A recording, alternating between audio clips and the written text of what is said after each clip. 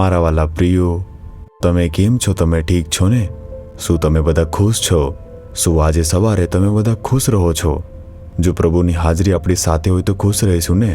આપણી આસપાસ ગમે તે થાય, આપણી અંદર હંમેશા શાંતિ રહેશે, ખુશી રહેશે, અને આપણી પાસે આવતી દરેક વસ્તુનું આપણે ખૂબ ધ્યાન રાખીશું. ઈસુ આપણી સાથે છે ને? ઠીક છે, આ જગ્યા કઈ છે વિચારો છો? તેનું નામ પ્રાર્થનાનો બગીચો છે. મેં કહ્યું હતું ને કે પ્રભુએ અમને બગીચો આપ્યો છે. તેમાં પહેલા ભાગને garden of walking with God એટલે ઈશ્વર સાથે ચાલવાનો બગીચો કહેવાય છે. જે બીજો ભાગ છે તેને ગેથસેમનાનો બગીચો કહેવાય. શું ઈસુ ગેથસેમનાના બગીચામાં ગયા ન હતા અને ત્યાં શબ્દહીન નિશાસા સાથે પ્રાર્થના કરી હતી ને? તેમણે તે જગ્યાએ આંસુઓ સાથે, નિશાસો સાથે અને સાષ્ટાંગ પ્રણામ કરીને પ્રાર્થના કરી. ગેથસેમનાનો બગીચો એક પ્રાર્થના બગીચો છે અને તેવી જ રીતે અમે આ સમગ્ર ભાગને એક પ્રાર્થનાનો બગીચો તરીકે બનાવ્યો છે. જો તમે અંદર જાઓ છો તો તમે તમિલનાડુના બધા જિલ્લાઓ માટેની વિગતો અને પ્રાર્થના વિનંતીઓને જોઈ શકો છો. ભારતના બધા રાજ્યો માટે વિગતો છે અને પ્રાર્થના વિનંતીઓ પણ ત્યાં હાજર રહેશે. આપણે તે જોઈને પ્રાર્થના કરી શકીએ છીએ. અહીં આપણે પ્રભુની હાજરીમાં પડીને પ્રાર્થના કરી શકીએ છીએ. કોઈ ખલેલ પહોંચાડશે નહીં. મોટેથી પ્રાર્થના કરી શકો છો. તમે આંસુ સાથે પ્રાર્થના કરી શકો છો. લોકો આવશે અને પ્રાર્થના કરી જશે. આ એક એવો બગીચો છે. ઠીક છે, આજે પ્રભુ મને શું કહેવા માંગે છે? શું તમે વિચારો છો? ગીતશાસ્ત્ર 37:27 વચનમાં જુઓ.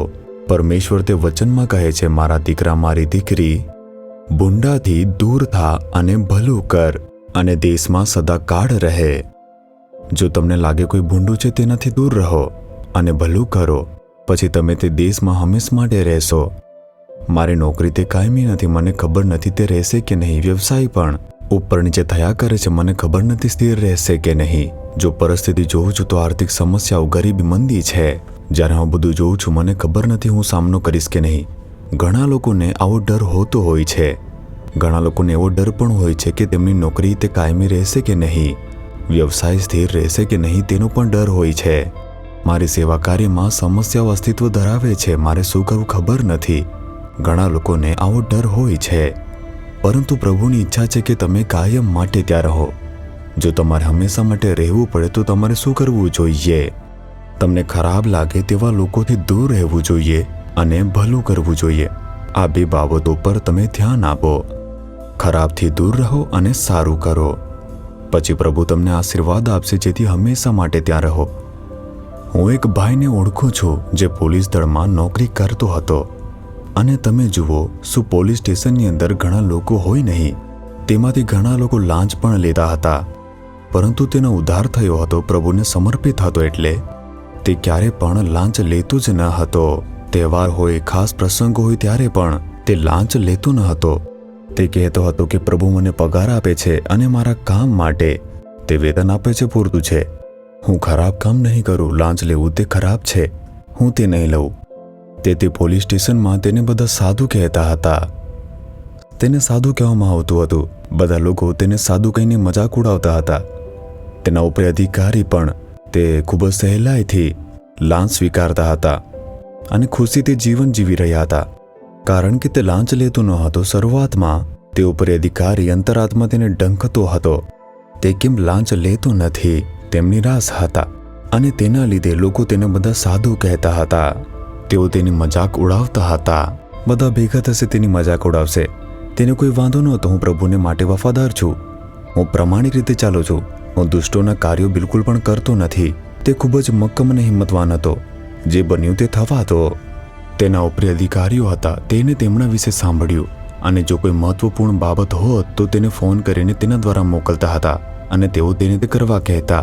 તેનું બધા સમક્ષ સન્માન કરવામાં આવતું હતું. પરંતુ જે તેની મજાક ઉડાવતા લાંચમાં પકડાય અને શરમજનક બન્યા, તે નોકરીમાં રહી શક્યા નહીં. તેમણે પોતાની નોકરીને ગુમાવી દીધી. બસ આટલું જ. તેઓ સસ્પેન્ડ થઈ ગયા.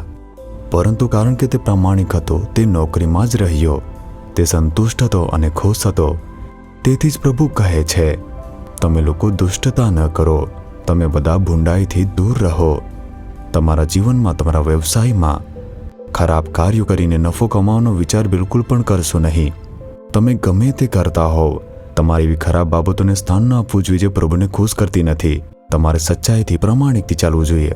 તમારે બીજાઓનું પણ ભલું કરવું જોઈએ. જો આપણે સરકારી અધિકારી છે, લોકો માટે ભલું કરવું આપણું કામ છે. તમારે લોકોનું ભલું કરવું જોઈએ તમારા ઉપર. પરમેશ્વરે વિશ્વાસ રાખીને જવાબદારી આપી છે. તેઓ કહે છે કે સરકારી નોકરી તે પરમેશ્વરનું કામ છે, તે સાચું છે. તે નિષ્ઠાપૂર્વક કરો અને લોકોનું ભલું કરો. તમે કાયમ માટે રહેશો, તમારા પર આશીર્વાદ રહેશે. તેથી પ્રભુને કહો કે હે પ્રભુ, હું બધું કાર્ય ન્યાયીપણે પ્રામાણિકપણે કરીશ. પ્રભુ, છેતરપિંડી કરીશ નહીં. હું મારા અધિકારમાં કે પછી મારા વ્યવસાયની અંદર ખોટી બાબતોને બિલકુલ પણ સ્થાન આપીશ નહીં. આ રીતે પ્રતિબદ્ધ થાઓ, તે તમને કાયમ માટે રાખશે. હે પ્રભુ, તમે અમને હંમેશ માટે જોઈ રહ્યા છો. અમને પ્રામાણિકપણે અને ન્યાય રીતે જીવવામાં તમે મદદ કરો અને દુષ્ટતાથી દૂર રહેવા મદદ કરો. મારે દુષ્ટ વસ્તુ પર હાથ ન મૂકવો, તેના માટે તમે મારું રક્ષણ કરો. પ્રભુ, લોકો માટે ભલું કરવા માટે મને આશીર્વાદ આપો. ઈશુના નામમાં આમેન, આમેન.